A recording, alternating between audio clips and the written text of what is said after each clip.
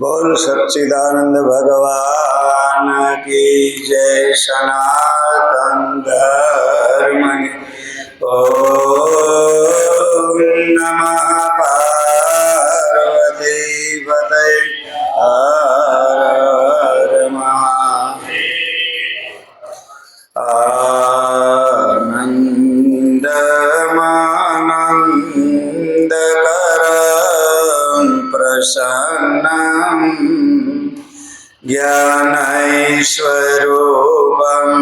निजबोधयुक्तं योगीन्द्रमीड्यं भवरोगवैद्यं श्रीमद्गुरुं नित्यमहं नमामि। ओंकारं बिन्दुसंयुक्तं नित्यं ध्यायन्ति योगिनः कामदं मोक्षदं चैव। ओंकाराय नमो नमः। सत्यं ज्ञानमनन्तमक्षरमहं दीप्तेश्वरूपं गुरुं पूर्णानन्दमभेदमव्ययमजं शान्तं स्वयं निर्गुणं सर्वैर्धर्मपारसारममलं सर्वात्मकं सर्वगं वन्दे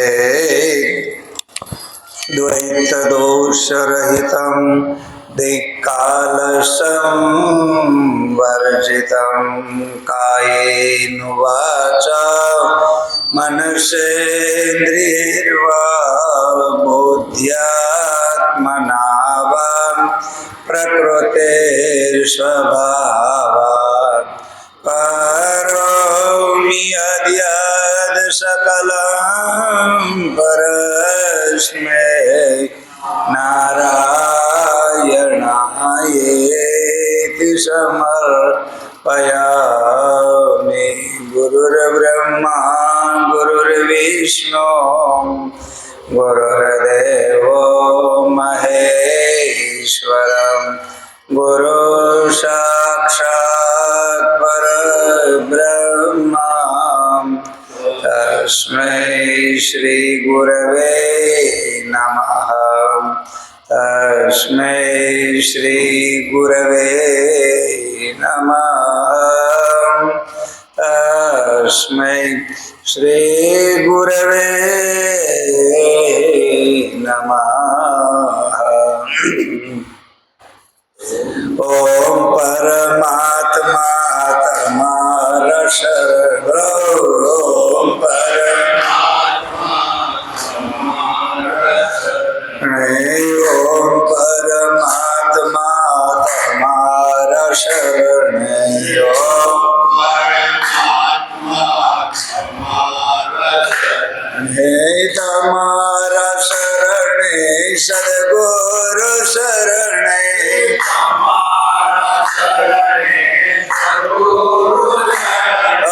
तमारा शरण सद्गुरु शरण।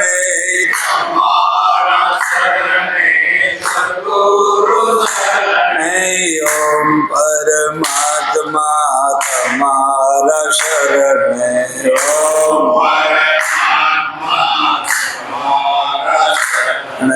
ओम परमात्मा तमारा शरण। ओम तमारा शरण ममता न शरण। तमारा शरण तमारा शरण ज्ञान શરણે તમારા શરણે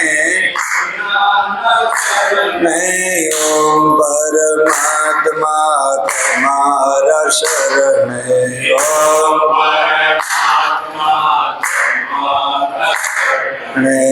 ઓમ પરમાત્મા તમારા શરણે ઓમ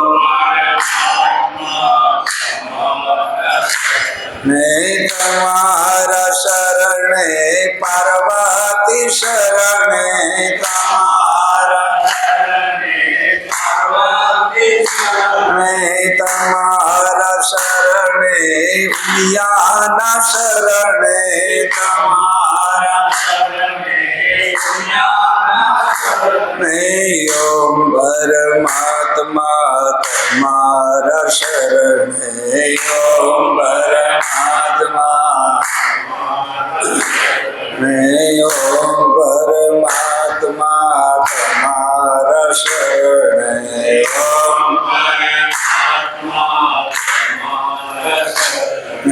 તમારા શરણે ભોજલેશ્વર શરણે તમારા શરણે બોલો તમારા શરણે ભોજલેશ્વર શરણે તમારા ઓમ પરમાત્મા તમારા શરણે ઓમ પરમાત્મા ઓમ પરમાત્મા તમારા શરણે ઓમ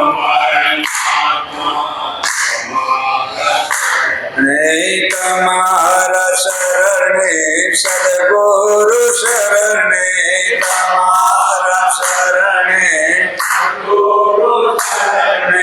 તમારા શરણે સદગુરુ શરણે તમારા શરણે ઓમ પરમાત્મા તમારા શરણે ઓમ ઓમ પરમાત્મા તમારા શરણે ઓમ સદગુરુદેવ સનાતન કૃષ્ણ કનૈયા રામચંદ્ર ભગવાન ભોજલેશ્વર મહાદેવ ઓમ નમઃ પાર્વતી પતય હર હર મહાદેવ. પ્રિય સજ્જનો, આપણે અધિક માસના નિમિત્તે, જો કે તમારા બધાને તો ખરેખર આ એક નૈમિષારણ્ય જેવું આ સુંદર એક કાયમિક માટેનું તમને આ સત્સંગનું એક કેન્દ્ર અર્થાત નૈમિષારણ્યની અંદર જેમ 88,000 ઋષિઓ 365 દિવસ સત્સંગ, એક ક્ષણ એક નિમેષ પણ જ્યાં સત્સંગ નથી બંધ રહેતું એનું નામ નૈમિષારણ્ય છે. આંખની એક પલક પડે અને બંધ રહે એને નિમેષ કહેવામાં આવે. એક નિમેષ પણ જ્યાં સત્સંગ બંધ રહેતો નથી એવું નૈમિષારણ્ય જેવું અહીંયા બધા ઋષિઓ ભેગા થયા હોય એવું દેખાય. અને આવા ઋષિ મુનિઓ અહીંયા બેસી અને તમે જ્યારે અહીંયા સત્સંગના પુસ્તક વાંચો છો ત્યારે અધ્યાત્મ ભાગવત, એટલે અધ્યાત્મ ભાગવતનો મતલબ શું છે ખબર છે? અધિ શબ્દથી સ્વભાવ થાય તો અધિદેવ, અધિયજ્ઞ, અધિ શબ્દથી ત્યાં અધ્યાત્મ કિમ ઉચ્ચતે, ભગવદ્ ગીતાના 8મા અધ્યાયમાં આ બધો 7મા અધ્યાયમાં અધિ શબ્દથી ત્યાં પૂછવામાં આવેલું છે. તો આ અધ્યાત્મ કિમ અધ્યાત્મમ, તો અધ્યાત્મ શું છે? તો ન્યા સ્વભાવો અધ્યાત્મ ઉચ્ચતે. અધ્યાત્મને શું કહેવામાં આવ્યું કહો? સ્વભાવ એટલે ઘણા લોકોને ભાઈ અમે અધ્યાત્મ ભાગવત વાંચીએ છીએ. અધ્યાત્મ ભાગવતનો અર્થ થાય છે કે તમે સ્વભાવ જે છે ને, જે નેચર, જેની અંદર કોઈ પણ તમે કે આપણે કાંઈ હું નથી કરી શકતા ડાપણ, કોઈ ફેરફાર ડાપણ કે એમાં કાંઈ તમે હું કશું જ કરી શકતા નથી, અને એની અંદર આપણે બધાને શું કરવાનું છે? રહેવાનું છે. હવે જેમાં આપણે રહેવાનું છે એની અંદર જ આપણે જે થઈ રહ્યું છે એમાં જ આપણે આપણી રીતે મોજ લેવાની છે. દાખલા તરીકે માન લો કે અત્યારે આપણે અહીંથી ઘરે જવું હોય તો સરકારી બસો ચાલુ છે, તો બસ તમારે ઘરે આવે ખરી? ના. જ્યાં સુધી બસ આવતી હોય ત્યાં સુધી બેસી જવા, જ્યાં સુધી તમને તમારું લાગુ પડતું હોય ત્યાં સુધી આનો ઉપયોગ કરવાનો, વાપરી લેવાનો. બાકી નકર પછી તમે તમારી રીતે ટાંગા તોડીને ઘર ઊંધી જાઓ. કોઈ ના પાડતું ગામડે જવું, દેહમાં જવું હોય તો શું કરવું પડે? કહો, બસ જ પકડવી પડે, અથવા તો કંઈક બીજું ગમે તે પકડો. એ ઠેઠ ઘરે ન આવે, તમને નજીક ઉતારે, જ્યાં નજીક પડે ને ઉતરી જવાનું. તમને એમ લાગે મને અહીંથી નજીક પડે ને ઉતરી જવાનું. એમ આ અધ્યાત્મ તત્વ તમને છે ને એ સુખ આપવા માટે છે. આ અધ્યાત્મ તત્વની અંદરથી તમે સુખ કેટલું લઈ શકો છો એના ઉપર. હવે કેમ અધ્યાત્મ એટલે સ્વભાવ? આપણે આની પહેલા વિચાર કરી ગયા પુરુષોત્તમ યોગના નામ ઉપર. સ્વભાવ વસ્તુ પ્રવર્તતે, બધું સ્વભાવ પ્રમાણે થઈ રહ્યું છે અને થયા જ કરે છે. ઘણા લોકો કે સ્વામી તમે અમુક કહો છો ને ચાલુ હવામાં જતું રહે છે. હવામાં જવા દો, પણ એટલું પાકું કરો કે આપણું ધાર્યું કાંઈ થતું નથી. જે થઈ રહ્યું છે એની અંદર તમે હું કેટલો લાભ લઈ રહ્યા છો આટલું તમે પકડી લ્યો તો સ્વભાવો મૂર્ધની વર્તતે. તમે હું કોઈ પણ જગ્યાએ સ્વભાવ છે ને એ મૂર્ધની વર્તતે એટલે પ્રમુખ, મુખ્ય, એના ઉપરવટ આપણાથી કશું જ થઈ શકે નહીં. તો હવે શું કરવાનું કહો? તો અહીંયા સ્વભાવ જે છે ને એ પ્રકૃતિગત, જેમ મેં તમને કીધું હતું, ગુણા ગુણેશુ વર્તંત, સત્વગુણ, રજોગુણ અને તમોગુણ. હવે આપણે આ ત્રણ ગુણથી જે સંસારમાં થઈ રહ્યું છે એની સાથે સ્વભાવની શું પ્રધાનતા છે? તો પહેલામાં પહેલું આપણે વેદાંતનું સૂત્ર પકડવું પડે. એક જ અદ્વિતીય બ્રહ્મ, એક જ પરમાત્મા, બીજો છે જ નહીં. બરોબર? આટલું તો મગજમાં ઉતરું કે ના ઉતર્યું? હા, એક જ પરમાત્મા છે. હવે એને મા કહો તો એ, પિતા કહો તો એ, જે છે તે એ છે.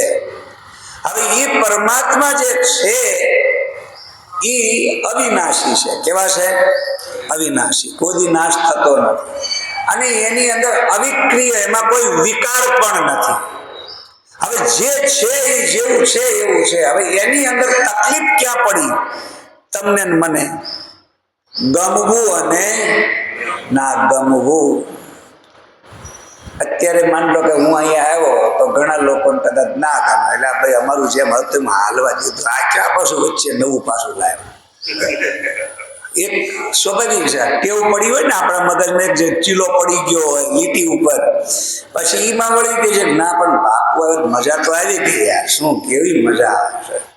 પણ એક વર્ગ એવો હોય કે ભાઈ હવે તમે બે જણા બેવાનું સાના માના, તમે પુસ્તક વાંચો ના વાંચો, આ તો અમારે ઘરે ઠીબાતા હેરાન થયા એટલે અહીંયા બેઠા છે, હક લેવા દો ને, અહીંયા તમે સોપડું લઈને બેસી ગયા છો પાછા.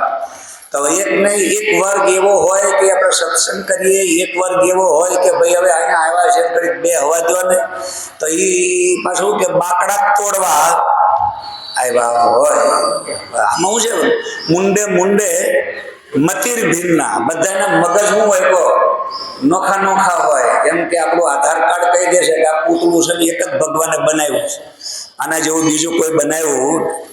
તો એવા પ્રકારથી આપણે મગજમાં આવું બધું લઈને ફરતા હોઈએ છીએ ત્યારે એક સાહિત્યિક શબ્દ આપણે જ્યારે વપરાય, સન્માનવાચક શબ્દ વપરાય, આપણને બધાની ઇજ્જત મળતી જ્યારે કોઈ વાત આવે ત્યારે આપણે એમાં તાળીઓ પાડીને ખુશ થઈ જાય, ભાઈ નૈમિષારણ્ય જેવું આ સરસ સ્થળ, તમે અહીંયા એક પણ નિમેષ બેઠા વગર રોજ સત્સંગ કરવાનો, અને તમે બધા ઋષિઓની જેમ આજે આવા સુંદર વિચારોથી અહીંયા બેઠા બેઠા અધ્યાત્મ ભાગવત સાંભળો છો, જે છે એને સાંભળો છો, ત્યારે આપણને એમ થાય ઓહો સારું આપણું જીવન કંઈક સફળ.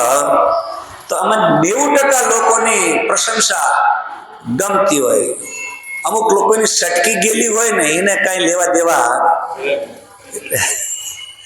એને પછી તો ભગવાન આવે તો એ કંઈ મેળ આવે એમ નથી. એટલે કહેવાનો મતલબ એ છે કે આપણે ખરેખર આ એક આમ તમને જો આ જગ્યાનો જન્મ અને એની ઉત્પત્તિ સ્થળ આજે છે, જ્યારથી શરૂ થયું આ જગ્યા, ત્યારથી હું આ જગ્યાનો પરિચિત છું. આ જગ્યાને ડેવલપમેન્ટ કરવાની થઈને ત્યારે મગનભાઈ એક વખત અહીંથી હું નીકળેલો ને આપણે બધા દાદા ને બધા, તો મને કે સ્વામીજીને આ જગ્યાને ઓલી કરે, એ વખતે મોટા મોટા ખાડા હતા, એટલા મોટા પથ્થરા પડેલા, ખાડા પડેલા, મોટો એવું બધું ગંદવાડો, કેટલું કચડું બચડું બધું પડેલું. હા, શમશાન ભૂમિ હતી, સુમશાન. શમશાનનો અર્થ છે સમ ઉપસર્ગ છે, એટલે એને સમ એટલે બિલકુલ શાંત, અને શામ એકદમ બિલકુલ સુમ શામ આપણે કહી દઈએ ને એ બિલકુલ શાંત વાતાવરણ. માણસ ઉપર જાય એટલે કેવો થઈ જાય કહો, બિલકુલ શાંત થઈ જાય. જિંદગી કોઈ પછી ક્યારે ઊંચું માથું કરે એ તો આવા શમશાન ઘાટની અંદર આપણે ભોળાનાથની જગ્યા, અને ભોળાનાથ બેહાડ્યા છે, અને હવે ભોજલેશ્વર મહાદેવ બેઠા હોય, અને એ 24 કલાક શેમાં હોય કહો, સમાધિમાં હોય. ભગવાન શિવની સમાધિ, આઠે ઓર આનંદ, આનંદ નહીં આનંદ. હવે ઘણા લોકો ભગવાન શિવને તામસિક તમોગુણી દેવ કહે છે. તો 3 દેવ છે, વિષ્ણુ સત્વગુણી, બ્રહ્મા રજોગુણી, ભગવાન શિવ તમોગુણી. પણ તમોગુણી શિવ તમે ગુણના માધ્યમથી કહેવા જાઓ તો એ સંહાર કરે છે અને બધાનો લય કરે છે, એટલે એ લાગુ તો પડે. પણ એની પાસે ત્રીજું નેત્ર છે. કયું નેત્ર છે કહો? ત્રીજું નેત્ર. તો આપણી પાસે 2 નેત્રો છે, પણ ભગવાન શિવ પાસે ત્રીજું નેત્ર છે. અને એ ત્રીજું નેત્ર કેવું છે ખબર છે? આપો દ્રષ્ટિ માતે જયનો સારી સૃષ્ટિ ને શિવાય રૂપ દેખું, સારા જગમાં છે તું વસો તારામાં હું, કષ્ટ કાપો દયા કરી દર્શન શિવયાપો. તો આપો દ્રષ્ટિમાં તેજ અનોખું, અનોખું તેજ એ જ ત્રીજી આંખ. અને આ ત્રીજી આંખ ઉઘડે ને એટલે બધું શું થઈ જાય કહો? નામ રૂપ બળીને ભસ્મ થઈ જાય. સર્વમ ખલુઇદમ બ્રહ્મ, બધું બ્રહ્મનું સ્વરૂપ થઈ જાય. આ જે કઈ છે ને એ મમાત્મા સર્વભૂતાત્મા, જેવો મારો આત્મા છે એવો બધાનો આત્મા છે. જે રીતે હું છું એવું જ બધું છે. મત્ત પર ન અન્ય અસ્તિ કિંચન, મારા સિવાય બીજું કઈ છે નહીં. આવી દ્રષ્ટિ ભગવાન શિવ પાસે છે, એને ત્રીજું નેત્ર કહેવાય. ત્રીજું નેત્ર ખુલે એટલે આપણે કહીએ ને કે ત્રીજું નેત્ર ખુલ્લું, બધું ભસ્મ. ભસ્મ એટલે નામ રૂપનો બાદ થાય છે. એનો નામ થાય કહો? નામ અને રૂપનો નાશ થાય છે. બાકી દ્રષ્ટિની અંદર તો સૃષ્ટિ એવી દેખાય છે. યાદૃશી ભાવના યશ સિદ્ધિર ભવતી તાદૃશી. જ્યારે દ્રષ્ટિ ખોલે ને ત્યારે યાદ રાખજો, એમ કહેવાય છે દ્રષ્ટિ જ્ઞાનમયમ કૃત્વા પશ્યેત બ્રહ્મમયમ જગત. તમે દ્રષ્ટિ જ્ઞાનમય કરો ને ત્યારે બધું જગત તમને શું દેખાય છે? કહો સિયા રામ માય સબ જગ જાની, કરુ પ્રણામ જોડી જોગ પાણી. હરિ વ્યાપક સર્વત્ર સમાના, પ્રેમ સે પ્રગટ હોય હમ જાના. હવે આ એક ખાસ શબ્દ પકડજો, અધ્યાત્મ, જેને આપણે બહુ વિચાર કરી ગયા. કિમ અધ્યાત્મમ? તો કે સ્વભાવો અધ્યાત્મ ઉચ્યતે. ભગવાન કૃષ્ણ અર્જુનને જવાબ દે છે. અર્જુને પ્રશ્ન કર્યો, કિમ અધ્યાત્મમ? અધ્યાત્મ કોને કહેવાય? તો કે સ્વભાવો અધ્યાત્મ ઉચ્યતે. સ્વભાવને શું કહેવામાં આવે? અધ્યાત્મ. હવે અહીંયા અધ્યાત્મ જે સ્વભાવ છે, એ સ્વભાવ એટલે શું? આપણે તો વ્યક્તિના બધાના અલગ અલગ સ્વભાવ હોય. ફલાણા ભાઈનો એનો સ્વભાવ જ છે, બેસ નહીં યાર સાનો માનો, એ ચીડચીડિયો સ્વભાવ હોય, એવું જ કર્યા. એટલે એમાં કઈ ફેરફાર થાય એમ છે. તો આપણી પાસે ભગવાન એક જ છે, બીજો તો છે જ નહીં. હવે ભગવાન છે તો એનો સ્વભાવ કેવો છે જેમાં ફેરફાર નહીં થાય? તો કે સચ્ચિદાનંદ. શું છે? કહો સચ્ચિદાનંદ. એનો શું છે? સ્વભાવ છે. એટલે એને સ્વરૂપ લક્ષણ કહેવામાં આવ્યું. શું કહેવામાં આવ્યું? સ્વરૂપ લક્ષણ. ભગવાનનું સ્વરૂપ કેવું છે?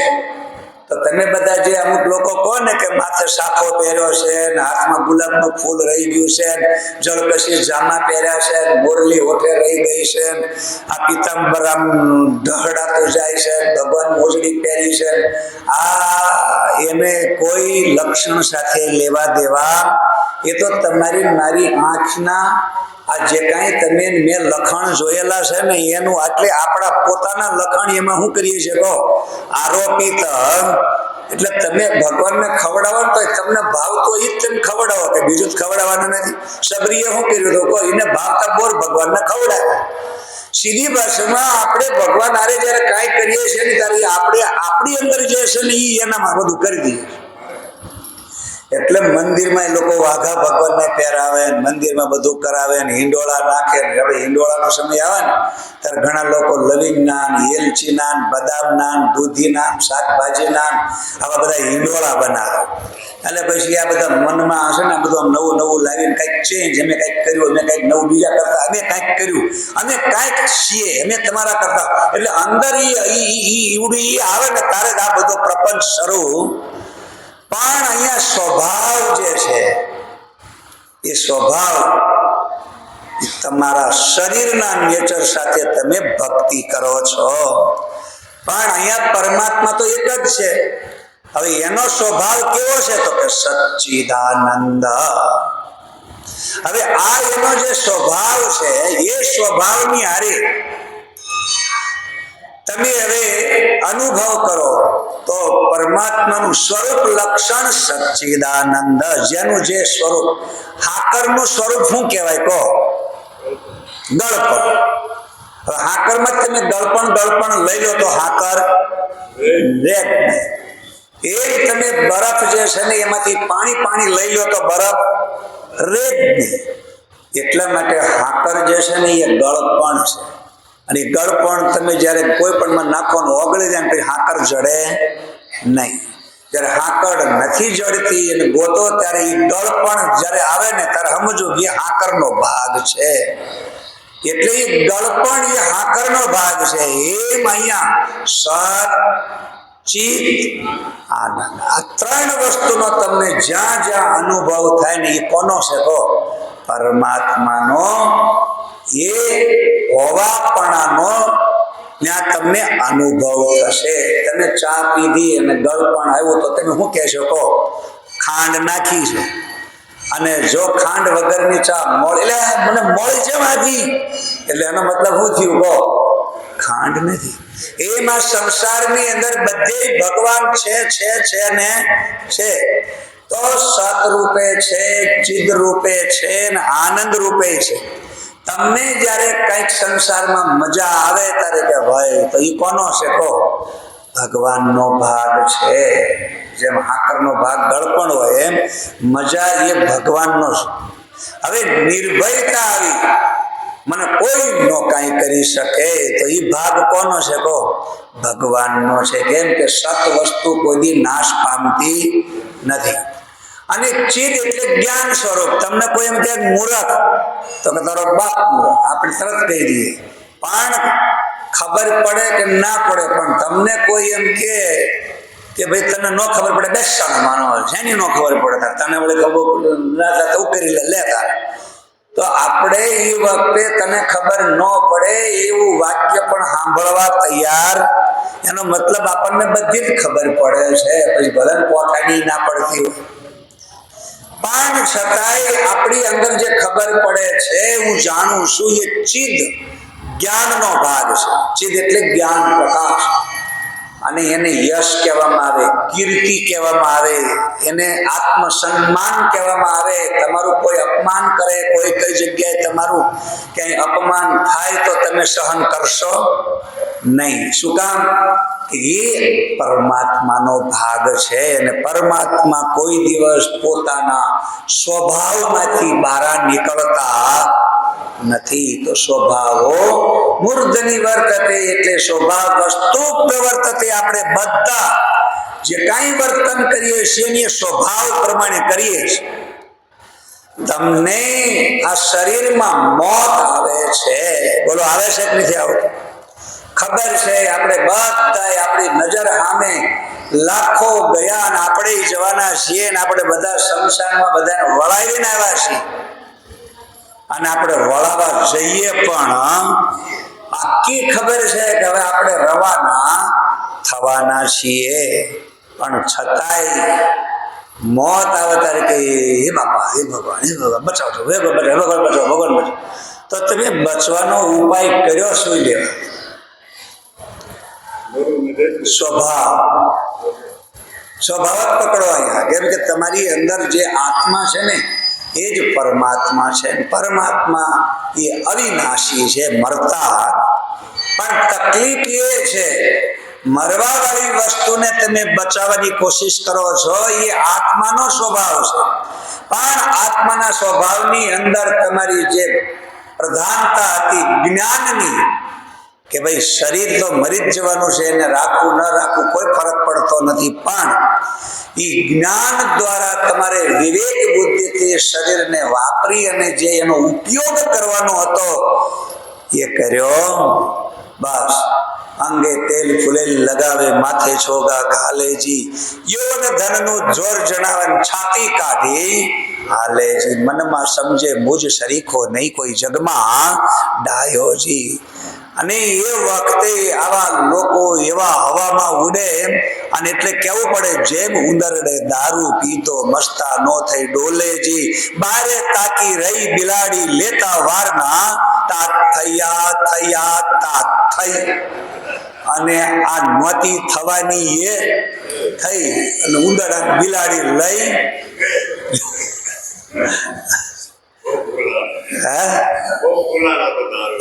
જબર ઉંદરડો કૂદકા મારતો હતો. લે કહેવાનો મતલબ આપણે બધા આવી રીતે મસ્તાનો થઈ ડોલેજી, અને જેમ તેમ મુખમાં બોલેજી. તો આવી રીતે આપણે બધા જ્યારે આ સ્વભાવથી વિપરીત વર્તન, સ્વભાવથી વિપરીત વર્તન, એને શું કહેવામાં આવે? કહો તમો ગુણ. શું કહેવામાં આવે? એટલે ભગવાન શિવનું વર્તન તમે જોજો. લૌકિક વ્યવહારમાં જે રીતે સૃષ્ટિના રચયિતા બ્રહ્માજી અને પાલન પોષણ કરતા વિષ્ણુ, જે લૌકિક વ્યવહારના અમુક નેચરમાં, જે સ્વભાવની અંતર્ગત ઉત્પત્તિ, સ્થિતિ અને લય, એને કર્મ કહેવામાં આવે છે. પાલન પોષણ કરવું એ એક સત્વ ગુણનો પ્રધાન વિષ્ણુ ભગવાન આપણા બધાનું પાલન ભરણ પોષણ કરે છે, ટકાવી રાખે છે, સાચવે છે. એટલે સત્યનો મતલબ જેનો નાશ થતો નથી, તો જેનું ભરણ પોષણ પાલન પોષણથી બચાવ કરવામાં આવે છે, તો એ સત્વ ગુણનું કામ છે. પકડજો બરાબર. હવે સત્વ ગુણથી પાલન પોષણ અને બચાવ પક્ષમાં આપણે બચવાનું કામ વિષ્ણુ કરે છે. હવે ઉત્પત્તિ એ બ્રહ્માજી કરે છે, એટલે એ બધું નવું નવું નિર્માણ કર્યા કરે. તો રજોગુણથી તમે જોજો માણસ નવા નવા કામ કરે.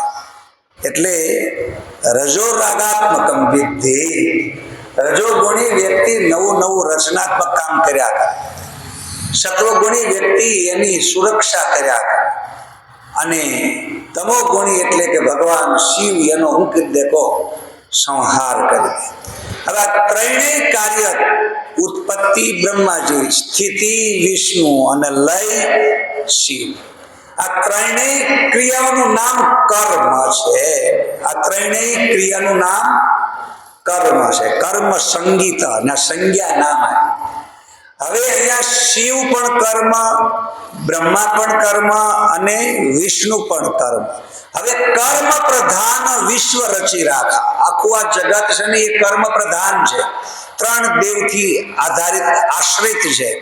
હવે આ ત્રણ દેવને આશ્રિત આ જગતની અંદર બધું જે છે ને એ સ્વભાવ પ્રમાણે થઈ રહ્યું છે. સ્વભાવ એટલે હવે જો આપણે બધા બેઠા છીએ, શરીર ઉત્પન્ન થયું, શરીર ટક્યું અને શરીર છેલ્લે લઈ પામ્યું. તો આ શરીરને શું કહેવામાં આવે? કહો કર્મ. શું કહેવામાં આવે? કર્મ. હવે કર્મની અંદર અધ્યાત્મ લાવો. એટલે અહીંયા શંકરાચાર્યએ આનો સખત વિરોધ કર્યો છે. શેનો? જ્ઞાન કર્મ સમુચ્ચય. ઘણા લોકો જ્ઞાન અને કર્મ ને બેનો શું કરે છે? સમુચ્ચય કરે છે. સમુચ્ચય એટલે બે એક હરખા. જ્ઞાનથી પણ મુક્તિ અને કર્મથી પણ મુક્તિ. પણ જગતગુરુ શંકરાચાર્ય સાબિત કરી દીધું છે કર્મથી કોઈને મુક્તિ મળતી નથી. ઉપનિષદની અંદર પણ પ્રમાણ છે, ન કર્મણા પ્રજયા ધનેન ત્યાગેન એકેન અમૃતત્વ માનસું. કોઈ પણ વ્યક્તિ કર્મથી કે પોતાની પ્રજાથી કે ધન સંપત્તિથી અમર થયા નથી અને અમર થઈ શકવાના નથી. એટલે નહીં જ્ઞાનેન સદૃશમ પવિત્રમિહ વિદ્યતે. આ જગતની અંદર જ્ઞાનથી પવિત્ર બીજી કોઈ વસ્તુ છે નહીં. એટલે ઉપનિષદોની અંદર જ્ઞાન માર્ગને પ્રધાનતા આપતા કીધું આત્મા વારે દ્રષ્ટવ્ય, શ્રોતવ્ય, મંતવ્ય, નિધિધ્યાસિતવ્ય. તમે કર્મ કરતા આત્મચિંતન કરો, આત્મ મંથન કરો. અને હવે આ ઉંમર જે અત્યારે આપણી છે ને, અત્યારે આ નિવૃત્તિ, તો સંસારમાં બે માર્ગ છે, પ્રવૃત્તિ માર્ગ અને નિવૃત્તિ માર્ગ. તો પ્રવૃત્તિ માર્ગની આપણે જ્યાં સુધી જરૂર હતી ત્યાં સુધી એ માર્ગમાં આપણે બધું જ કર્યું. અને હવે આપણે શેમાં આવ્યા? કહો નિવૃત્તિ માર્ગ. એટલે નિવૃત્તિ માર્ગની અંદર એટલે આપણા સનાતન ધર્મની અંદર બ્રહ્મચર્યાદ ગૃહી ગૃહાદ વની વનાદ વિરજે તદ હરેવ પ્રવ્રજેત. એ ઉપનિષદ કહે છે. આપણા જીવનના 4 ભાગ કર્યા, 25, 25, 25 ને 25. પહેલા 25 વર્ષ જીવન જીવવાની કળા શીખો, એટલે ભણો. એટલે બ્રહ્મચર્ય આશ્રમ એટલે તમે નિશાળે જાઓ, સ્કૂલમાં જાઓ, 25 વર્ષ ભણો. 25 વર્ષ ભણ્યા પછી તમે ગૃહસ્થાશ્રમમાં પ્રવેશ કરો. ધનમ અર્જિત્વમ ખૂબ ધન કમાઓ. અને એ વખતે તમે યોગને વિશેષણામ, યુવા અવસ્થામાં તમે વિષયનો પણ રસ લેવો હોય તો લઈ લો. પછી મનમાં કોઈ અભરખા રહી જવા જોવે નહીં. નહીતર જો મનમાં કોઈ અભરખા રહી ગયા હોય તો વળી પાછી અંદરથી વાસના એ વંટોળીઓ પડે. પછી નહીં ઘરના કે નહીં ઘાટના. એટલા માટે બ્રહ્મચર્યાદ ગૃહી ગૃહાદ વની. તમે ગૃહસ્થાશ્રમના 50 વર્ષ પૂરા કર્યા, 25 વર્ષ તમે વિદ્યાર્થી જીવન, બીજા 25 એટલે 50 તમે અહીંયા ગૃહસ્થાશ્રમમાં પૂરા કર્યા. હવે 51, 52 હવે ક્યાં જવાનું હોય? કહો, વનમાં જવાનું હોય. પણ અમુક લોકો હજી એ અહીંયા આવવાય તૈયાર. તો જેને વનમાં જવાનું છે ને એ બધા અહીંયા ઋષિ કહેવામાં આવે. શું કહેવામાં આવે? અને અહીંયા જેટલા આવ્યા છે ને બધા ઋષિ મુનિ એટલા માટે કે ઘરમાં નિવૃત્તિનો સમય એનો શું કરી રહ્યા છે? કહો, ઉપયોગ. તો તમે બધા અહીંયા ઉપયોગ કરી રહ્યા છો ને એટલે એક વખત તો હું હૃદયથી તમને બધાને હું એટલો તાળી પાડીને તમને છે ને ધન્યવાદ આપી દઉં. કેમ કે આ ઉંમરે આપણે આ સિવાય બીજું કાંઈ કરાય? બહુ બધું કરી લીધું. કઠલા કૂટવાના હતા, કૂટ્યા, આગા પાછા માથાકૂટ કરી લીધું, કઈક દમ પછાડા કરી લીધા. પણ હવે આ સમય એવો છે કે અહીંયા અત્યારે આપણે બધાએ ઋષિ મુનિઓની જેમ, અને ઋષિ એટલા માટે કહેવામાં છે, ગૃહસ્થાશ્રમમાંથી જે વનમાં આવે ને એને ઋષિ કહેવામાં આવે. ઋષિની હારે આવેલી ઋષિ પત્ની પણ હોય. તો ઋષિઓ ગૃહસ્થાશ્રમમાંથી વનમાં આવ્યા છે એટલે એ ઋષિ કહેવાય. હવે ઋષિ શબ્દ એટલા માટે વપરાયો છે કે વેદોની અંદર જે ઋચાઓ છે, ઋચા એટલે આપણે જે મંત્રો છે, એ વેદના મંત્રોનું હવે અહીંયા એ મંથન કરે છે. શું કરે છે? મંથન કરે છે. તો આત્મા વારે દ્રષ્ટવ્ય, ભાઈ તમે આત્માનું દર્શન કરો. આત્મ દર્શન કરો એટલે પોતે પોતાની અંદર જોવો જે જોવાનું છે. બહારની દુનિયા બધી બહુ જોઈ લીધી. હવે અંતરમાં જયારે દર્શન કરો એટલે આત્મા વારે દ્રષ્ટવ્ય. હવે શ્રોતવ્ય, જ્યાં તમને નો સમજણ પડી, પોતાનું વ્યક્તિગત જીવન જોતા જોતા અંદર જે કઈ આજ સુધી કર્યું તે બધું નિહાળવામાં જ્યાં જ્યાં તમને અમુક પ્રકારની સમજણ ના પડી તો શ્રોતવ્ય. હવે એ વિષયમાં તમે કંઈક ને કંઈક સાંભળો. હવે મંતવ્ય, સાંભળ્યા પછી ચાલો આવી ભૂલ કેમ થઈ? ચાલો હારું મારે જ કરવાનું હતું, હું જ હતો ને બધું મારા હાથે જ થયું, તો ચાલો આવું કેમ થઈ ગયું? મંથન કરો. મંથન કરતા છેલ્લે ખબર પડશે સ્વભાવ વસ્તુ પ્રવર્તતે, એટલે તમને પછી ત્યાં કોઈ પસ્તાવો નહીં થાય કે સાલું મારા હાથે ખોટું થઈ ગયું, સાલું આમ થઈ ગયું, તેમ થઈ ગયું. એ બધું નીકળી જાય, પસ્તાવો નીકળી જાય, અંદરથી બધી વસ્તુ જતી રહે. અને પછી નિર્ભય નોબત વાગે. કઈ વાગે? કહો, નિર્ભય નોબત. અને જે છે જેવું છે, પછી કબીર જેમ કહે ને કે જોકી ત્યો ચદરિયા ધર દીની, ભાઈ તારી આપેલી ચાદર જેવી હતી એવી એવી તમે આપી દીધી, અમે કઈ ડાઘ પડવા દીધો નથી. બસ આપણે બધાએ આટલું જ કરવાનું છે. તો બ્રહ્મચર્યાત ગૃહી ગૃહાત વની, વનમાં આવ્યા પછી આપણે બધાએ દેહાધ્યાસ ઓછો કરવાનો.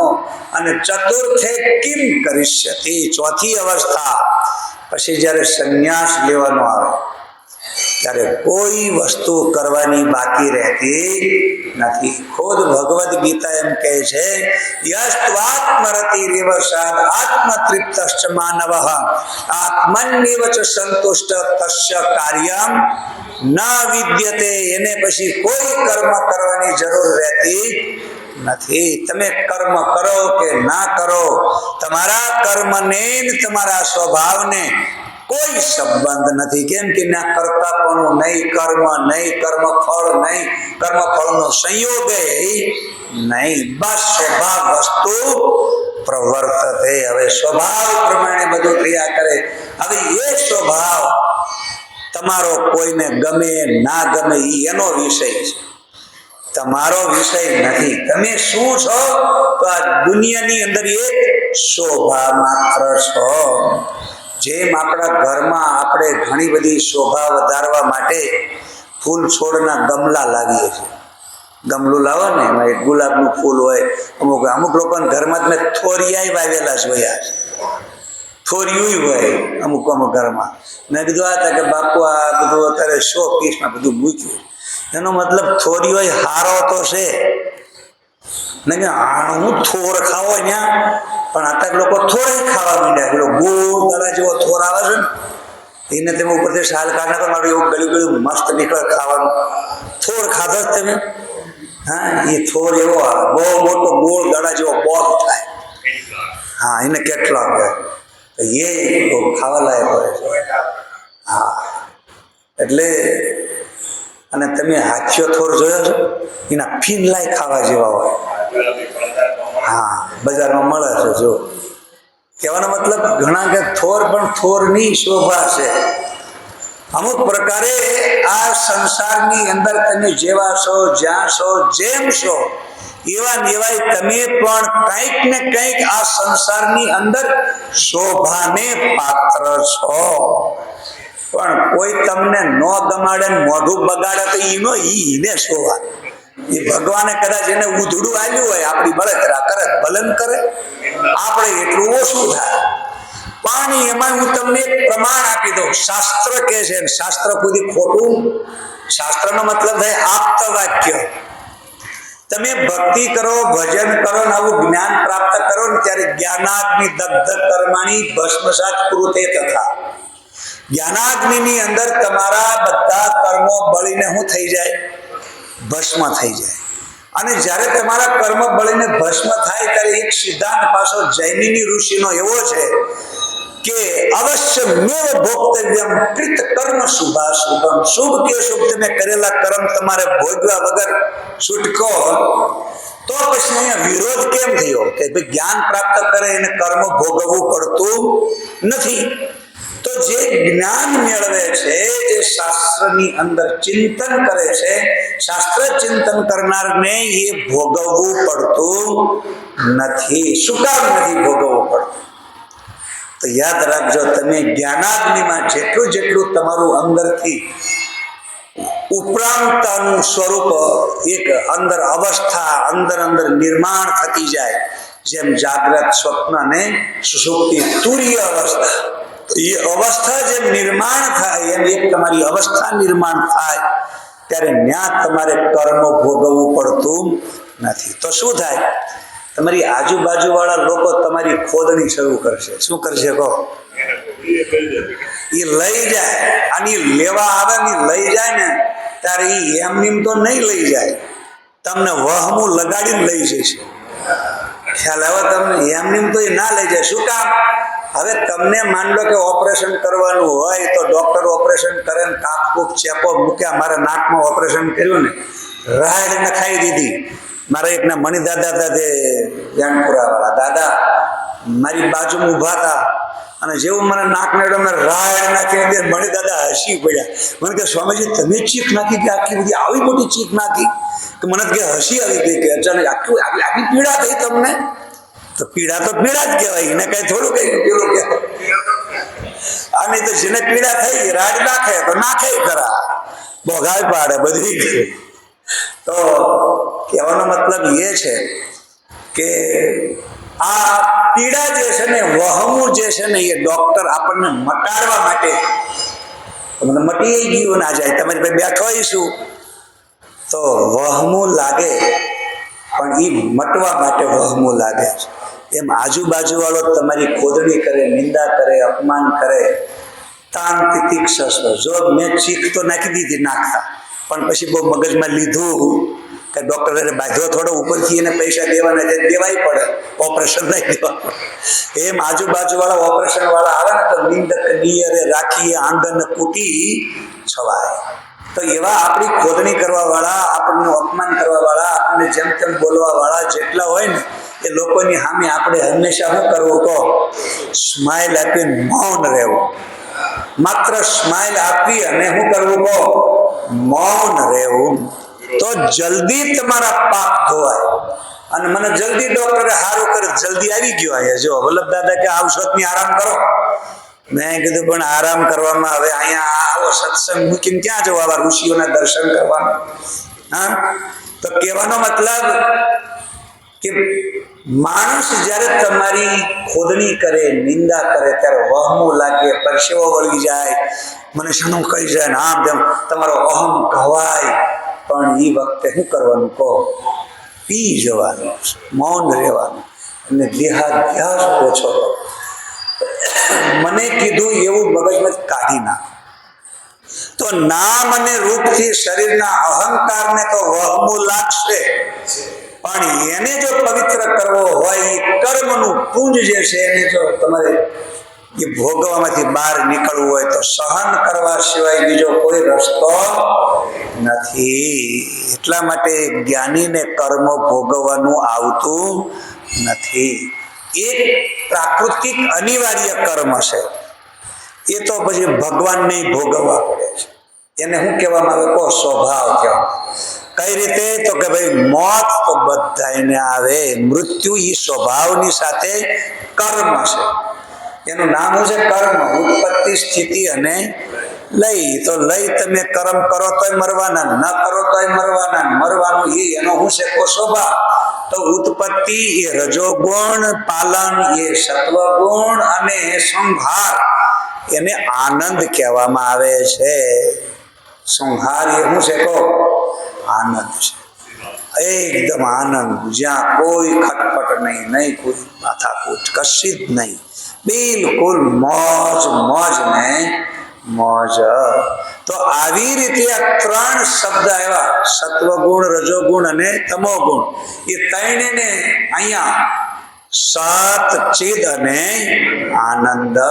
આનંદનો અતિરેક એ જ તમોગુણ છે. ત્યાં બીજી કોઈ પણ ત્યાં અવસ્થાની જરૂર નથી. હાકરની અંદર બીજું કઈ આવી શકે?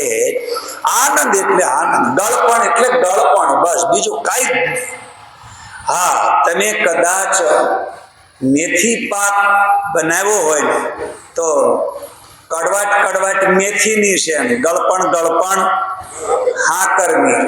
એમ અત્યારે તમારા આ શરીરમાં હાકર અને આ કડવાટ બે ભેગી છે, એટલે આપણે ઘણી વખત આને થોડો મેથી પાક દે. ને મેથી પાક એટલે આ શરીર એ જ મેથી પાક હોય, બીજો કયો લેવા જાવ? હા, એક બાજુ કડવું ને એક બાજુ ગળ્યું. હવે પાછું કે ભાઈ કડવી દવાઈ લેવી પડે, નકર સુગર થઈ જાય. એટલે થોડું હક દક જીવનમાં હોવું જોઈએ. હા, એટલે થોડુંક હક હોય, થોડુંક દખ હોય તો પછી કઈક માણસ સીધો હાલે. નકર કોઈ કોઈ જવાબ જ દે એમ નથી. બે બાજુ બરડા હોય તો હા, આ ઠરડાઈને બેઠો જ હોય. બે બાજુ બરડા હોય ને ઠરડાય ને ઠરડાય. અને જ્યાં મજબૂરી આવે કઈક તારે કે ભાઈ સારું હાલ ને તારે ગોઠવી દઈએ, કરી દઈએ, તો એ હક દખ બે જીવનમાં હોવું જોઈએ. તો અહીંયા આવે કડવાટ અને ગળપણ, આ બે વસ્તુ શરીરમાં છે. પણ જ્ઞાની વ્યક્તિ આ બેને શું કરી નાખે છે? જુદા પાડી દે છે. જ્ઞાની એક જ એવો મહાન આ સંસારમાં છે કે ભગવાને ગીતાની અંદર કીધું છે, ચાર ભક્તની અંદર આર્ત, જિજ્ઞાસુ, અર્થાર્થી અને જ્ઞાની ચ ભરત હર્ષભ. હે અર્જુન, આ ચાર ભક્તની અંદર જ્ઞાની મને વધારેમાં વધારે હું છે કહો પ્રિય છે, અને બીજો જિજ્ઞાસુ, અને ત્રીજો આર્થ, અને ચોથો અધમ અર્થાર્થી. અર્થાર્થી એટલે પૈસા મળે તો હું ભક્તિ કરું, નકર અમે નવરા નથી. હું અંબાજી હાલીમ જાઉં પણ માતાજી મને આ વખતે લોટરી લાગે તો, નકર હું નવરો નથી. કાં તો એમ કે મારા ઘરે પારણું બંધાય તો, નકર હું નવરો નથી. એટલે અર્થાર્થી અધમ. પછી આર્ત, દુઃખ પડે ત્યારે કે ભગવાન હવે તું બચાવી લે, એ બીજા નંબરે આવ્યું. અને ત્રીજા નંબરે આવે છે જિજ્ઞાસુ. જિજ્ઞાસુ તારે સોહમ સ્વરૂપ મારે. તો જિજ્ઞાસુ વ્યક્તિ એ અધમ કરતા અહીંયા જે છે ને આર્ત ઊંચો, આર્ત કરતા જિજ્ઞાસુ ઊંચો, અને જિજ્ઞાસુ કરતા શ્રેષ્ઠમાં શ્રેષ્ઠ, ભગવાનને પ્રિયમાં પ્રિય જો હોય તો કોણ છે કહો? જ્ઞાની. એટલા માટે જ્ઞાનાદ્વૈતુ કૈવલ્ય. તમે હું આપણે જ્ઞાન ખરેખર પ્રાપ્ત કરવું જોઈએ. જો કોઈની પાસે જ્ઞાન નહીં હોય તો તમે અહીંયા 3 શબ્દ છે, સત, ચિત અને આનંદ.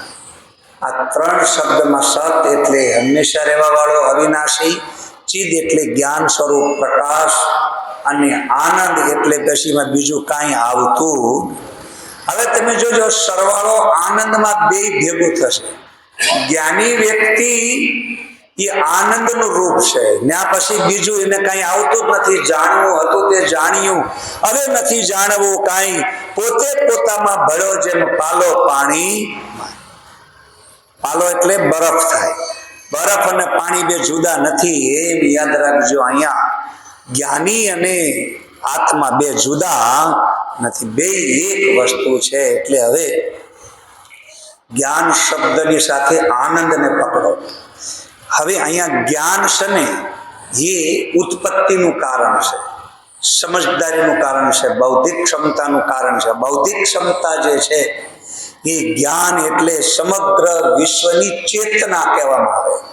જ્ઞાનનો અર્થ શું થાય? ચેતના. ચેતનવંતું છે. આપણે કહીએ ને કે ભાઈ હારું આનામાં બહુ ચેતના છે. ચેતના છે એટલે જ્ઞાન છે, બહુ સમજણ છે, જાગૃત છે. તો આવી જાગૃતતા જેની અંદર રહેલી છે એવું જો કોઈ તત્વ હોય તો એ ચેતનને જ જાગૃત કહી શકાય. ચેતનને જ આપણે, નહીતર જડ, તો જડ વસ્તુ શું છે કહો? આ દિવાલ શું કહેવાય કહો? જડ કહેવાય. પણ ઝાડવાની અંદર આ વૃક્ષ જે છે એ જડ છે, પણ કેવું કહેવાય કહો? ચેતન કહેવાય. શું કામ? કે એની અંદર વધવું, ઘટવું, લીલોતરી અને એની અંદર બધું રૂપાંતરિત બદલાવ આ બધું જોવા મળે છે. એની કરતાં થોડીક વધારે આપણને પક્ષીમાં જોવા મળે. એની કરતાં આપણે બધા મનુષ્ય કરતાં વાંદરું હકણું બે, એનામાં કેટલી ચેતના છે કહો? એમ આપણા આ બધા ચેતનવંત જીવાત્માઓ છે. એ ચેતના, હવે એ ચેતનાની સાથે પાલન પોષણ, ભરણ પોષણ અવિનાશી, જેનો નાશ ન થાય. તો નાશ ન થાય, પાલન પોષણ જેને નાશ ન પામવા દે એવી જો કોઈ વસ્તુ છે તો એ વિષ્ણુ છે, સત અવિનાશી તત્વ. તો આપણે બધાય અમર છીએ, મરતા નથી, સત છીએ. એ સત વસ્તુ એટલા માટે આપણે, નકર ઘણી વખત સત વસ્તુ નાશ ન પામે પણ જડ હોય તો, જેમ આપણે દાખલા તરીકે કહીએ કે ભાઈ સોનું, એને કાટ લાગતો નથી એટલે આપણે એને સાચું હોનું કહીએ. તો એ સત વસ્તુ નાશ નથી પામતી એટલે સાચા હોનાને આપણે એક આપણા વ્યવહાર પૂરતો લઈએ, બાકી તો હોનાનો નાશ તો થઈ જ જાય છે. પણ એક આપણા વ્યવહારમાં આપણી સમજણ, આપણી બુદ્ધિને એક દ્રષ્ટાંત રૂપમાં સમજવામાં આવે તો સોનું જેમ સાચું છે એ હળતું નથી, કોવાતું નથી, એટલે આપણે એના પૈસા થોડાક વધારે આપીએ અને લોખંડના પૈસા ઓછા આપીએ. શું કામ? કે કાટ ખાઈ જાય, હળી જાય. પણ હોનાની વાત સામે આપણા આત્માની વાત કરો તો એ ચેતન તો છે પણ અવિનાશી છે, મરતો નથી. તો એ મરતો નથી એટલે ચેતન છે. તો ચેતન છે એ જ સત છે, ને સત છે એ જ ચેતન છે. બે એક વસ્તુ થઈ. હવે એ બેની અંદર હવે તમે જોજો, એકલું હોનું એની જગ્યાએ એમાં હોનામાં હોનું કાટ ન લાગે, પડ્યું છે, પડ્યું શું કામનું કહો? તો જડ જ થયું ને. એમ અવિનાશી તત્વને જડ કહેવામાં આવે. શું કહેવામાં આવે?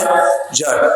પણ એને જડની અંદર, અવિનાશી તત્વની અંદર જો જડ શબ્દનો તમે પ્રયોગ કરશો તો અહીંયા પરમાત્માનું સ્વરૂપ જે છે ને સચ્ચિદાનંદ, એની અંદર દોષ લાગુ પડે. શું લાગુ પડે? દોષ લાગુ પડે. શું કામ? કે પરમાત્માનું અવિનાશીપણું જે છે એ જડ વસ્તુની સાથે સેટ થતું નથી, એટલે એનાથી એને જુદું પાડવામાં આવ્યું.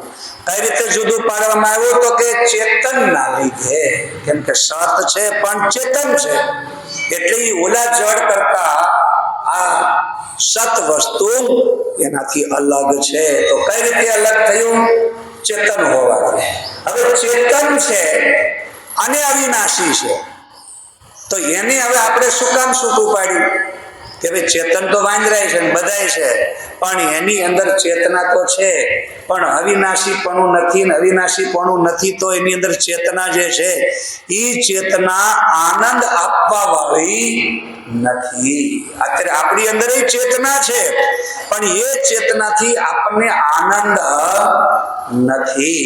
હવે આનંદ નથી એટલે આપણે જ્ઞાન માર્ગમાં જ્ઞાની વ્યક્તિ સત ચેતથી આ મનુષ્ય જીવનને પશુ પક્ષી પ્રાણી માત્રને અલગ કરે છે. કોના દ્વારા? વિવેક દ્વારા. તો વિવેક બુદ્ધિથી અલગ કરે છે આનંદના માધ્યમથી. કેમ કે તમે હું આપણે બધા સત છીએ, ચેતનય છીએ અને આનંદ નથી. એટલે આપણે બધા શું કરીએ છીએ? રોગના રો રો કરે છે. આમ નથી, કેમ નથી, આવું છે, મરી ગયા, એ બાપા આ વખત ગરમી તો બહુ પડી છે. તો આ બધી જે કઠણાઈ છે ને એ શરીર સાથે જોડાયેલી છે. તો શરીરથી વિવેકી જ્ઞાની પુરુષ, એટલા માટે ભગવાન એને ઉત્તમ કહે છે. કોને? જ્ઞાનીને. એ આનંદથી એને જુદો પાડે. તો હવે તમે જો અહીંયા આ શરીરમાં આનંદમાં રહી શકતા હો તો કોઈ વાંધો નહીં.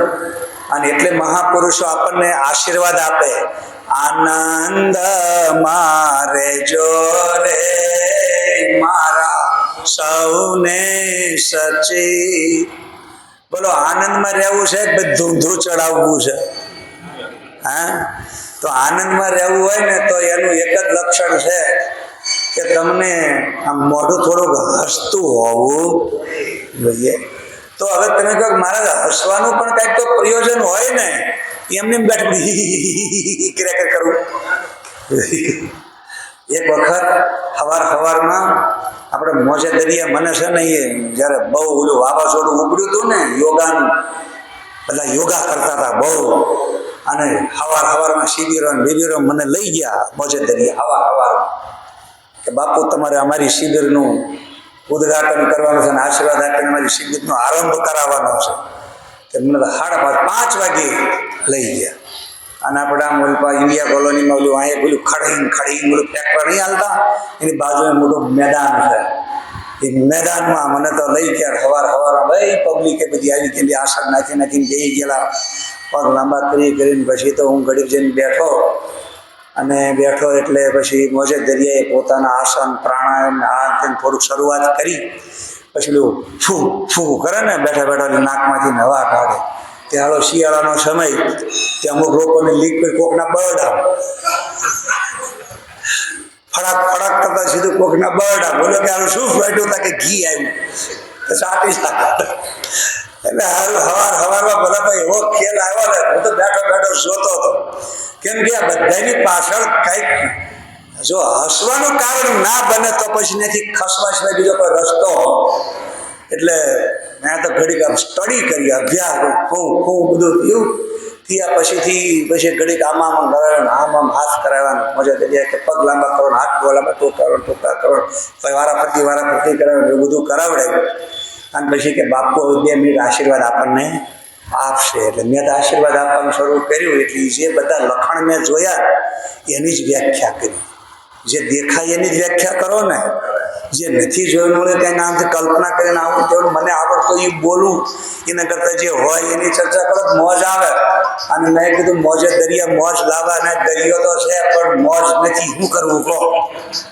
એમ કરીને રજૂઆત કરી. તો એ વખતે અહીંયા એવા 2 શબ્દોની શરૂઆત કરી કે પહેલાં તો આ લોકોને છે ને આમ 4 પગે કરે. મેં બધું જોયું ને, એમાં આવું બધું મેં જોયું હતું એટલે કહું. પહેલાં આમ 2 હાથ કર્યા, પછી વાંહીથી આમ બધું કરાવડાવ્યું, પગ લાંબા કરીને પછી આમથી આમ ઊંચી ડોક કરતા, એમ 2 હાથ ઊંચા ને પાછળ પગથી આમ ઊંચા થયેલા. અને કે હવે જીભ કાઢીને બધાએ શું કરવાનું કહો, દાંત કાઢવાના. હા આવું બધું મોજે દરિયાએ કરાવડાવ્યું, દાંત કઢાવ્યા. કે હવે હસવાનું છે, બધા દાંત કાઢો ને એવું બધું કરાવડાવ્યું. કે આ બધા દાંત કેવા હતા? હાવ હાસો કહેજો, નકલી હતા. બરાબર, અને મેં ઓરિજિનલ વસ્તુ શરૂ કરી અને એવા હસાડ્યા તે આંખમાંથી એમને આમાં પાણી નીકળી ગયું. દાંત એટલા બધા દાંત કાઢ્યા, એવા દાંત કાઢ્યા કે આંખમાંથી એમને બધેથી પાણી નીકળ્યું. પછી મેં કીધું, તમે અત્યાર સુધી જે કસરત કરી અને આંબળસેડા લીધા ને અમુક જે વસ્તુ તમે નાકમાં નાકમાં બધું કાઢીને થોડુંક નાક બાક સાફ કર્યું, આજુબાજુ વાળા થોડુંક સોપડી દીધું. અરે હસી ઓલો કે જોઈ લેજો ભાઈ, બહાર નાખ્યું નથી ને, ચેકિંગ કરો, ઘરે જઈને કરો, ગાય કરો. એમ કરીને હસી એવા દાંત કાઢ્યા. છેલ્લે એવા દાંત કાઢ્યા ને એક દાદા આવેલા ને એને કીધું કે ભાઈ તમે અહીંયા દાંત કાઢવાનું તમે શોખ શું કરીને બીજું મૂકી દીધું હતું. તે પણ એવા હસ્યા તે આખું શરીર વાઇબ્રેટ થાય. મેં કીધું તમે જે દાંત કાઢતા હતા એમાં બોલો આવું વાઇબ્રેટિંગ હતું? તારે કે નહીં. અને આમાં આખા શરીરમાં બ્લડ સર્ક્યુલેશન માટે જે તમારી અંદર નસમાં જે પમ્પિંગ થયું અને પમ્પિંગના પ્રેશરથી આંખમાંથી પાણી બહાર નીકળી ગયું, તો એવા હરખમાં એવા હસવામાં જો આંખમાંથી પાણી નીકળી જાય તો સમજો તમારી એ હસીએ તમને વ્યાયામ કસરત કરાવી દીધી છે. નગર તો તમે હમણાં આંબળસેડા લીધા એ તો બધું ₹1 આપ્યા, ₹2 આપ્યા, ખર્ચીને આપણે હવારમાં આમ જઈને આમ કરવું છે તો કીધું આ કરવાનું ન હોય, થઈ જવું જોઈએ. જો થઈ જાય ને તો તમારા લોહીની અંદર બ્લડ સર્ક્યુલેશનમાં તમારા આ હસવાની અંદર જે કસરતના બ્લડ સર્ક્યુલેશનમાં જે પમ્પિંગ થયું છે, જ્યાં જે નસમાં લોહી નહોતું પોગતું ને ન્યાય પોગી. અને ખરેખર આ હોવું જોઈએ. રોજ સવારે આટલું હસવાનું કંઈક ને કંઈક ગોતી જ લાવ. ન ગોતી લાવ તો બધા ભેગા થઈને એકબીજાની ઉડાડ અને પછી ખેંચમાં પછી જમાવટ થઈ જાય. જો તમે હસ્યા ને તો કોકના હૃદયમાં હસ્યા અને કંટાળી મેથી ખસ્યા. હવે ઘર ભેગા અને ઘરે જાય તો એ નહીં કરના ડોહો ભરી મંદિરમાં બેગરી આવત તો સારું હતું, તો પાછું હતું એનું એ. એટલે કહેવાનો મતલબ આપણે અહીંયા સ્વભાવ શબ્દ લીધો છે. શું લીધો છે? તો સ્વાભાવિકી હસી તમને જે આવે છે ને એમાં જે બ્લડ સર્ક્યુલેશન થાય છે, અને ડુપ્લિકેટ ઉધડું રાખીને તમે હસો છો એમાં તમને લાભ થતો નથી. એટલા માટે હલો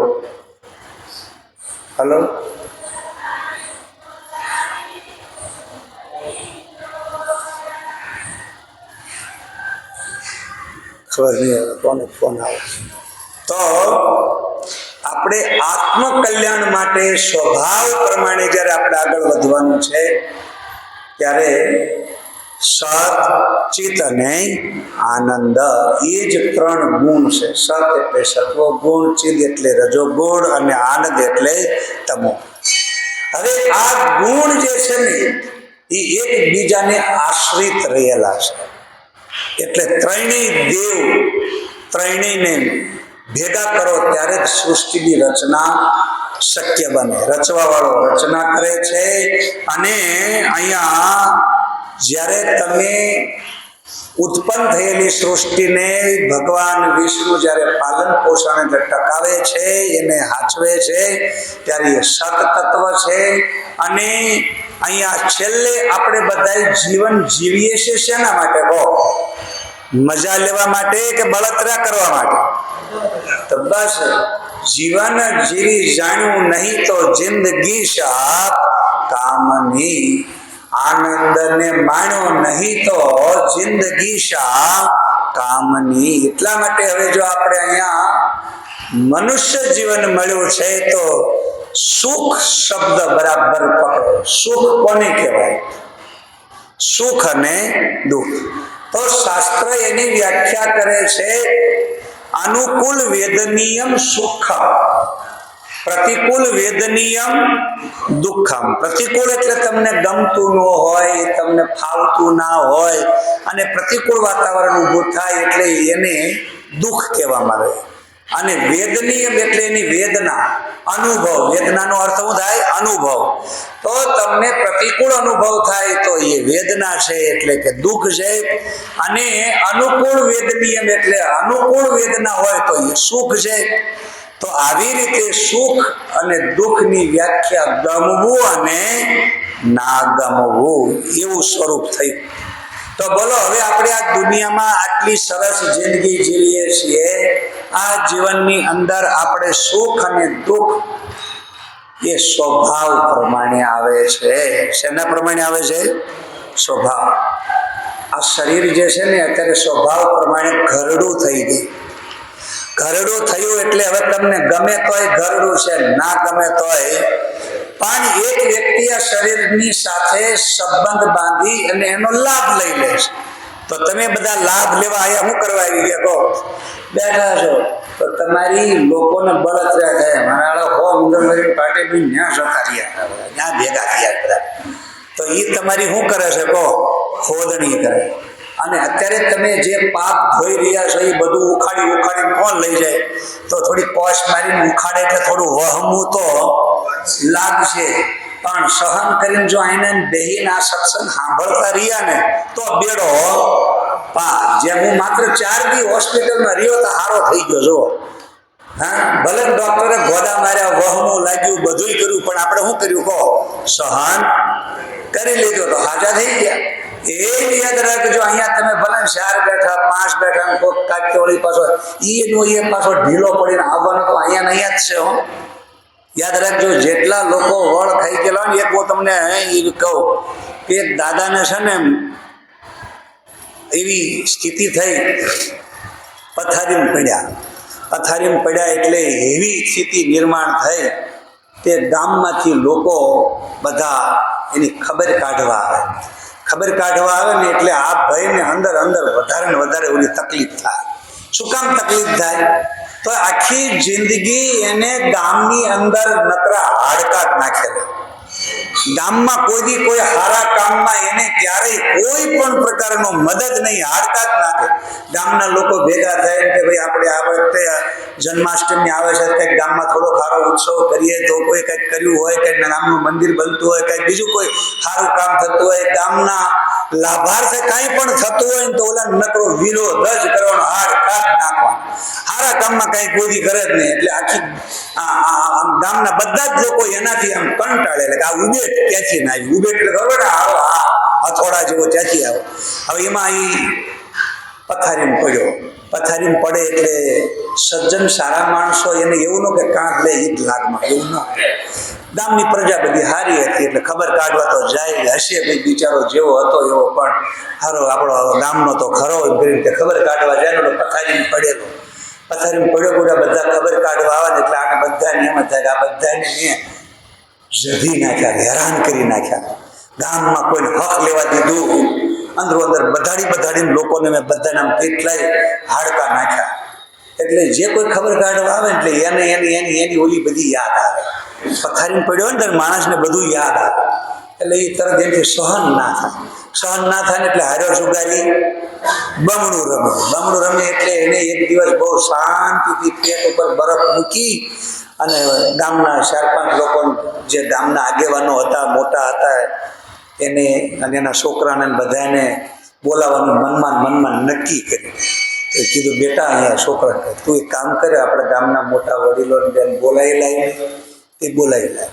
બીજા હારે વડીલ હારે કોક તો હવે 5-10 જણા બેઠા કે ભાઈ જિંદગી આખી હું ગામને નડ્યો છું અને નડ્યો એટલે જ અત્યારે પથારીમાં હડ્યો છું.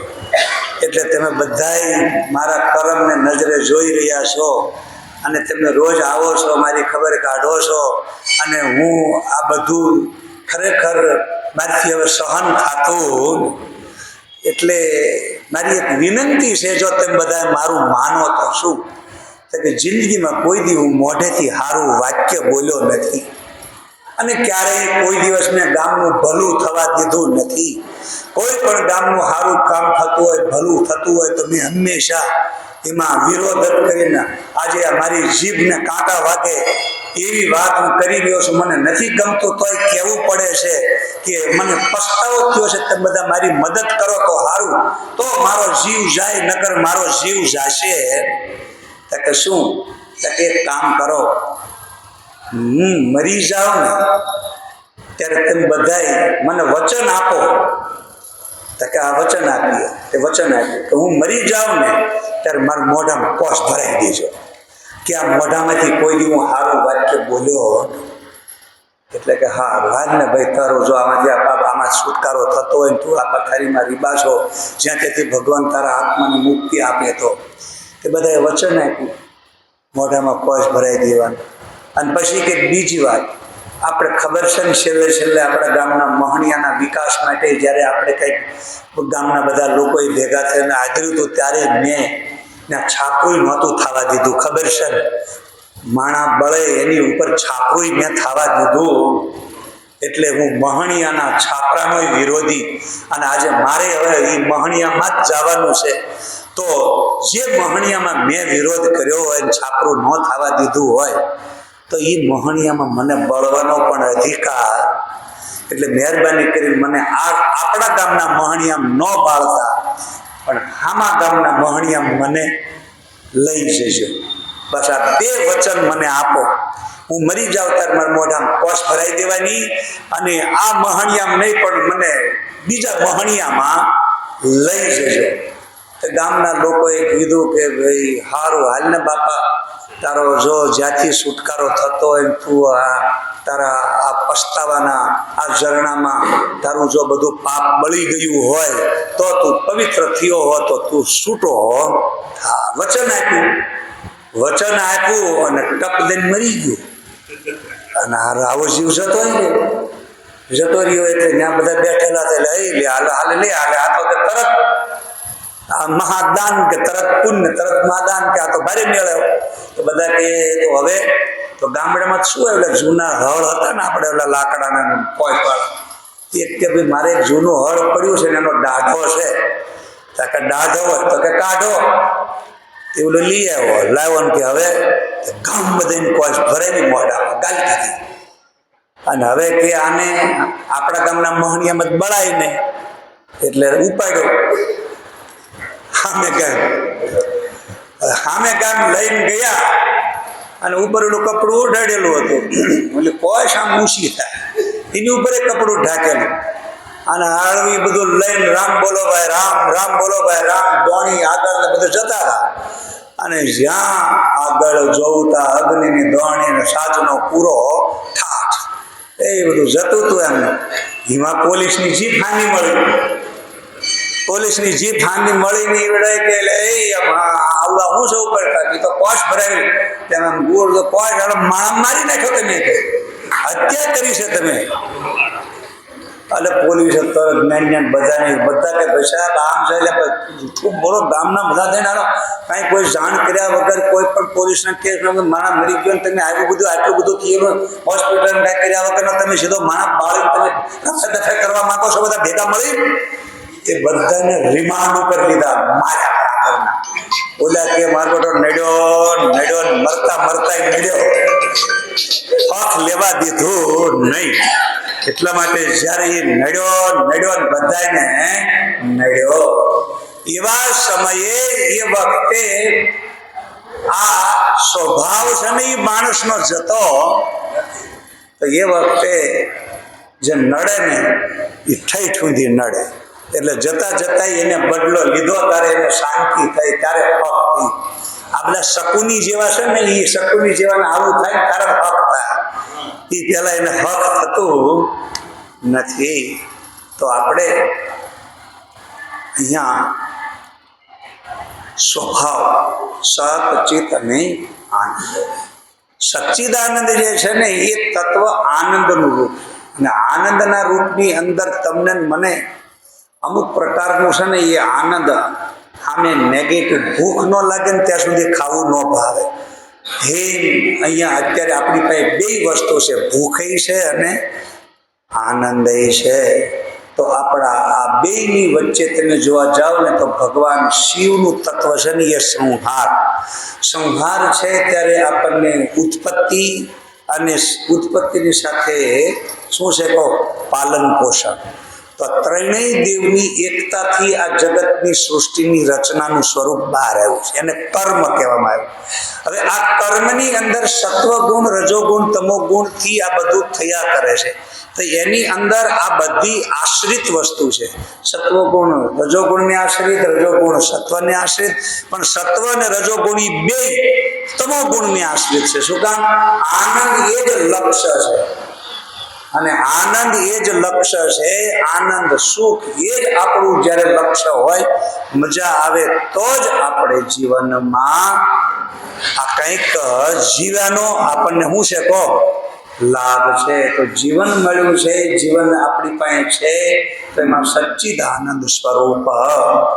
તો સચ્ચિદાનંદ સ્વરૂપ આત્માના આ સ્વભાવ પ્રમાણે તમને મને જ્યાં સુધી સુખ ન મળે, આનંદ ન મળે, ત્યાં સુધી શાંતિ થતી નથી. અહીંથી જિજ્ઞાસા પેદા થાય.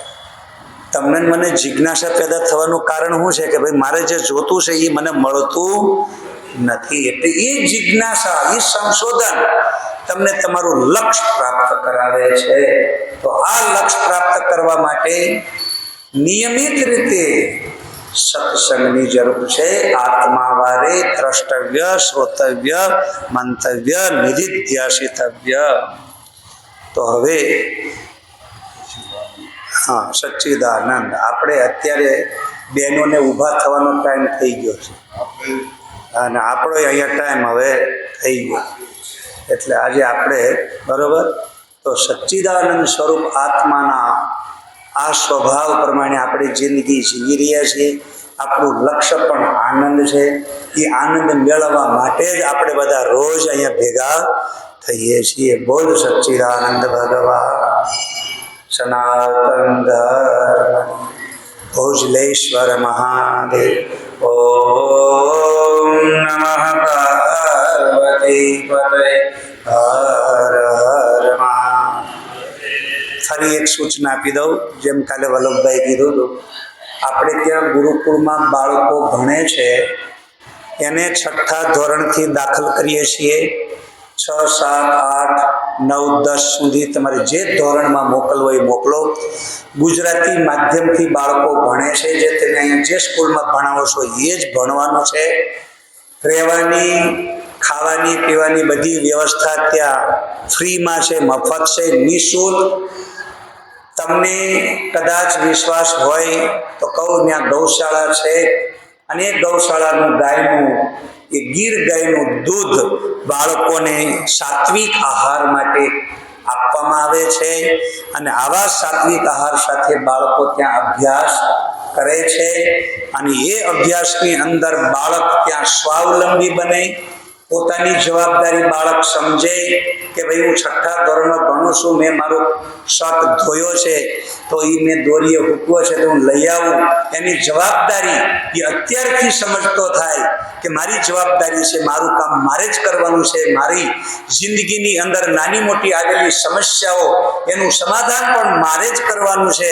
એવી સ્વાવલંબી જિંદગીની સ્વતંત્રતાની એક નિર્ણય શક્તિ સાથે, આત્મવિશ્વાસ સાથે જીવન જીવતો થઈ શકે એવી શિક્ષણ પદ્ધતિ ગુરુકુળમાં બાળકોને પ્રાપ્ત થઈ રહી છે. તો તમે કોઈ પણ તમારા નજીકના સગાવાલા, કોઈ પણ બહેનોનો કે કુટુંબ પરિવારના કોઈ લાગતા વળગતા એ બાળકને, જરૂરિયાતમંદ બાળકને ખાસ તમે મોકલો તો તમને આંગળી ચીંધ્યાનું પણ પુણ્ય છે. કેમ કે આવો સંસ્કારી બાળક તૈયાર થશે તો દેશ માટે, રાષ્ટ્ર માટે આપણે બધાને ગૌરવની વાત છે. બોલ સચ્ચિદાનંદ ભગવાન.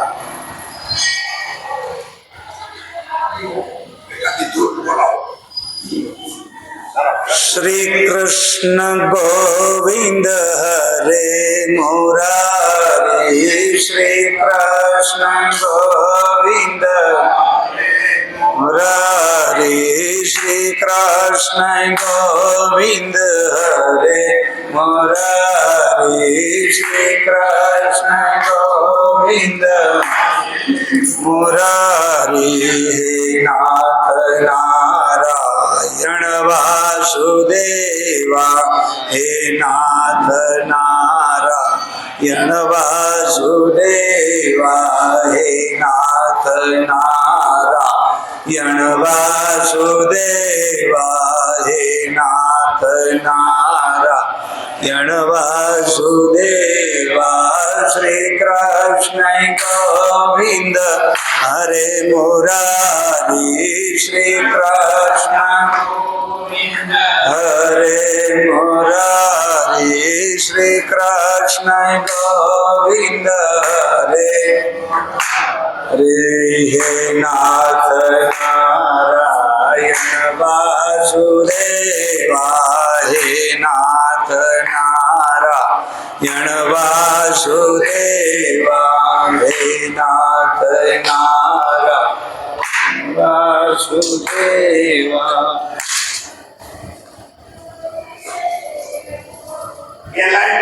બીજી ખુરશી ભક્તો લઈ લેજો. ભલે બીજી લઈ લેજો. આપણે આવા સાવડો આવો.